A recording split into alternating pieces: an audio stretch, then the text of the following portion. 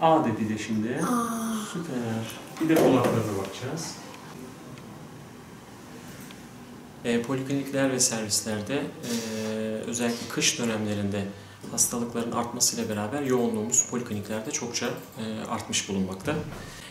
Ailelerimiz özellikle çocuklarımızı mutlaka kışa, okula, başlangıç döneminde bu süreçte kışa girmeden önce bir aile hekimine ya da çocuk hekimine getirmelerinde okul çağı çocuklarına fayda var. Eğer hekim uygun görürse vitamin ve mineral kan bakarak vitamin ve mineral takviyesi açısından taramaları gerçekleştirebilir. Özellikle biz bu kış dönemlerinin başlangıcında 3 yaş altı çocuklarımızda viral, ateşli üst solunum yolu enfeksiyonlarını çok fazla görmekteyiz. Yine kreş dönemi ve ilkokul çağı çocuklarında ise yine daha fazla viral olmak üzere bakteriyel de üst ve alt solunum yolu enfeksiyonlarla karşı karşıya kalıyoruz. Hekimin dikkat etmesi gereken şey, çocuk daha kışa girmeden onun günlük A vitamini, C vitamini, D vitamini ve demir takviyelerini dışarıdan beslenerek alıp almadığını kontrolü mutlaka yapmalı. Üst solunum yolu enfeksiyonu ve alt solunum yolu enfeksiyonu bulguları çocuklarda en başta ateşle kendini göstermekte.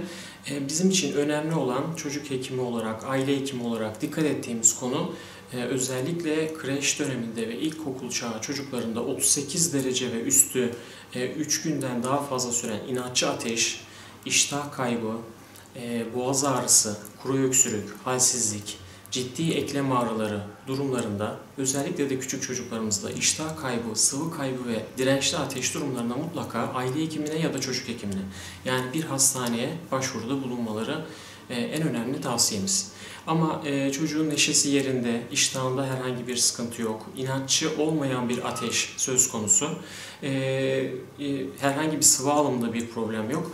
Çok rahatlıkla aileler bunu takip edebilirler. Ateş takibi ve iştah takibi bizim ailelere en fazla önerdiğimiz şey. Bunu yakın takip ettiğimiz sürece çocuğun neşesi yerinde ise, iştah ve sıvı alımında herhangi bir problem yoksa çocuklarımızı hekime getirmeden de endişe etmeden takip edebiliriz. Tabii çocuklarımızın amaç hastalanmadan, kışa hazır bir şekilde bağışıklık sistemleri güçlü bir şekilde bu okul dönemine girebilmeleri.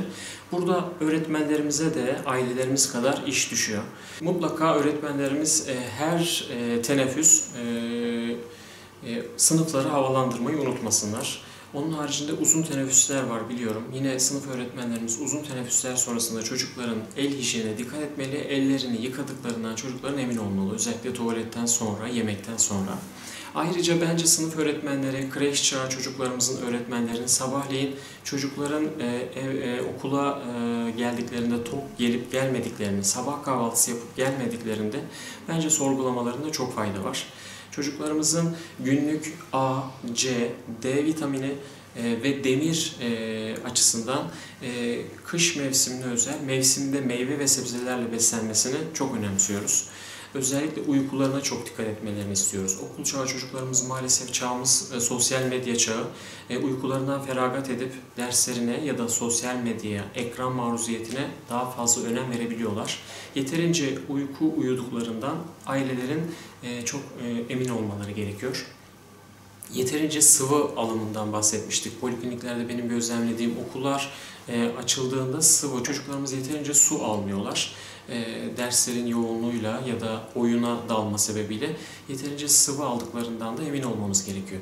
Ben polikliniğimde hastalarıma söylüyorum, sağlıklıyken çocuklarınızı sınav döneminde, kış döneminde mutlaka spor yaptırın, açık havaya çıkartın. Yürüme, koşma, bisiklet sürme, bunlar gün ışığında açık havada çok çocuklarımız için bağışıklık sistemini güçlü tutmaları açısından çok önemli unsurlar. Ailelerimizin sınav kaygısıyla çocuklarını spordan mahrum bırakma gibi bir endişeleri oluyor. Bunları tavsiye etmiyoruz.